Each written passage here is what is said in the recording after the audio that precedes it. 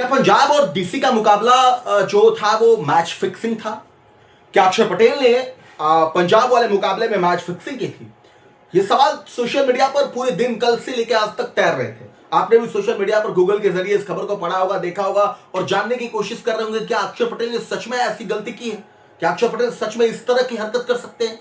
ये सवाल जो लगातार उठ रहे हैं, इसको लेकर हम आपको जवाब देंगे और बताएंगे कि क्या असल में क्या वो माजरा है और क्या हुआ है पंजाब और दिल्ली के मुकाबले में, और क्यों अक्षर पटेल को लेकर के ये सवाल उठ रहा है। लेकिन पंजाब के साथ ये जो मुकाबला हुआ, ये मुकाबला अपने आप में इसलिए भी इंपॉर्टेंट था क्योंकि यहां से प्लेऑफ की रेस अब दोनों टीमों के लिए बहुत इंपॉर्टेंट हो रहा था। और ऐसे में पंजाब ने सेकेंड इनिंग में बैटिंग की, दिल्ली पहले बैटिंग कर रही है और दिल्ली पहले बैटिंग करने के बाद सेकेंड इनिंग में पंजाब बैटिंग करती है। और कुल मिलाकर के अगर देखा जाए तो पहले जो है पंजाब बैटिंग करती है, सेकेंड इनिंग में माफ कीजिएगा दिल्ली बैटिंग करती है।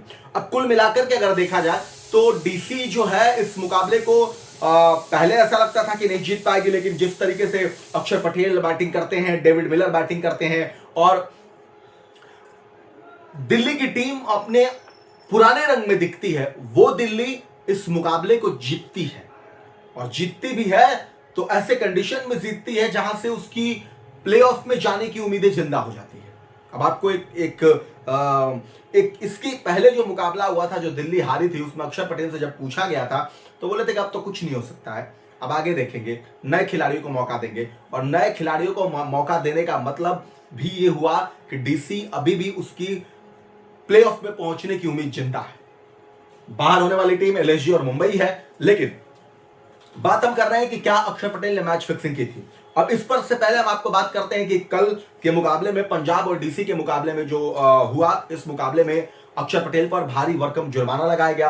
वो जुर्माना स्लो ओवर रेट की वजह से लगाया गया क्योंकि उन्होंने धीमी गति से जो ओवर डालने की जो नियम है उसके खिलाफ हो गए थे। तो पहली बार चूंकि इस सीजन में उनसे गलती हुई थी तो 12 लाख रुपए उन पर जुर्माना लगाया गया। अपनी कप्तानी में वो कल का परफॉर्मेंस उनका बेहतर था, डेविड मिलर का प्रदर्शन बेहतर था और जिस तरीके से कल पूरी टीम ने एक एफर्ट के साथ, ऐसा कल लग रहा था कि एक समय में दिल्ली हार जाएगी, लेकिन दिल्ली ने वो पूरे मुकाबले को अपने गिरफ्त में किया और वो मुकाबला जीता। पंजाब की टीम जो इस हार को अगर देखा जाए तो सिर्फ और सिर्फ अपनी गेंदबाजी के बदौलत हारी है, खराब फील्डिंग की वजह से हारी है। क्योंकि जिस तरीके की उम्मीद थी पंजाब के गेंदबाजों की, वो उस तरीके की उम्मीदों पर गेंदबाजी नहीं कर पा रहे हैं। फील्डर जो वैसे फील्डिंग नहीं कर रहे हैं, कैच ड्रॉप कर रहे हैं। वही पंजाब जब श्रेयस अय्यर बाउंड्री लाइन पर वो कैच पकड़ते हैं और वो कैच रोहित शर्मा और सूर्य कुमार यादव देख के आंखें की आंखें फटी रह जाती है। वो पंजाब अब गुम हो चुकी है। वो पंजाब अब जो उस तरीके की फील्डिंग नहीं कर पा रही है, वो पंजाब उस तरीके की गेंदबाजी नहीं कर पा रही है। कप्तान खुद इस बात को एक्सेप्ट कर रहे हैं कि जिस तरह की गेंदबाजी करनी चाहिए वैसी गेंदबाजी हमारी टीम नहीं कर पा रही है। नतीजा उसका ये निकल रहा है और उसका नतीजा ये आया अंतिम में कि पंजाब जीता हुआ मुकाबला भी हार गई। अब सवाल है कि क्या अक्षर पटेल ने मैच फिक्सिंग की थी? दरअसल ऐसा था कि अक्षर पटेल फील्डिंग कर रहे थे और फील्डिंग करते वक्त अक्षर पटेल के जो गेंदबाज थे, वो गेंदबाजी आकिब डार साहब थे, वो गेंदबाजी कर रहे थे और उसको बैट्समैन ने हवा में शॉट खेला। गेंद हवा में शॉट खेला, अक्षर पटेल नीचे थे। अक्षर पटेल अपने पीछे की तरफ भागते हुए गेंद को कैच करने की कोशिश करते हैं और लेकिन अहम मौके में हवा में गेंद रहती है और उस कैच को छोड़ देते हैं। वो एकदम नीचे आने के बाद अपने हाथ को नहीं लगाते हैं, छोड़ देते हैं। बस यहीं से वो सवाल उठता है, जन्म हो जाता है, बस इस तरीके से कौन करता है भाई?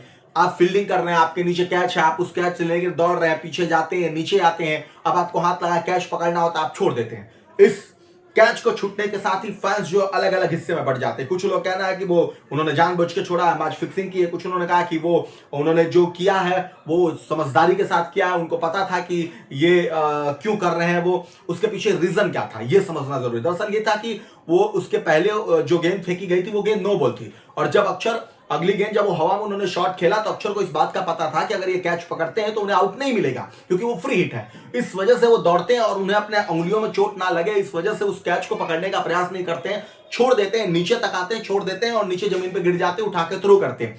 अब इसको लेकर फैंस सवाल उठा रहे हैं कि ये कैच क्यों छोड़ाता है। दरअसल छोड़ने के पीछे रीजन ये है कि उसका वो कैच पकड़ने के बाद तो उन्हें कोई विकेट नहीं मिलता, विकेट नहीं मिलता तो उनको उससे कोई फायदा नहीं है, तो वो क्यों अपने आप को उतना प्रॉब्लम में डालने जाए या उंगलियों पे आके गेंद लगे, चोट लगे। इस वजह से उन्होंने इसको सोचा कि ये छोड़ दिया जाए। अब इसी को लेकर फैंस दो हिस्से में बटे। फैंस क्या कहना है कि ये तो भाई जानबूझ के मैच फिक्सिंग किया जाए, हालांकि मैच फिक्सिंग का कोई सीन नहीं था।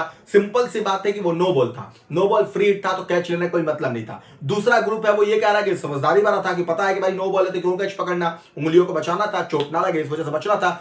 अब अक्षर के इस फैसले को लेकर के सबकी अपनी अपनी राय है, लेकिन सिंपल सी बात यही है और बहुत क्लियर बात है कि जब नो बॉल है तो कैच क्यों पकड़ना, और वो आउट, इससे मैच फिक्सिंग का क्या लेना देना, दोनों को कुछ नहीं लेना देना, दोनों का मतलब कुछ नहीं है। लेकिन फैंस हैं, उत्सुकता है, अपने खिलाड़ी को देखते हैं, प्यार करते हैं, तो सवाल भी करते हैं। अब आपको इसको देखने के बाद आप क्या सोच रहे हैं, कमेंट करके जरूर बताइएगा।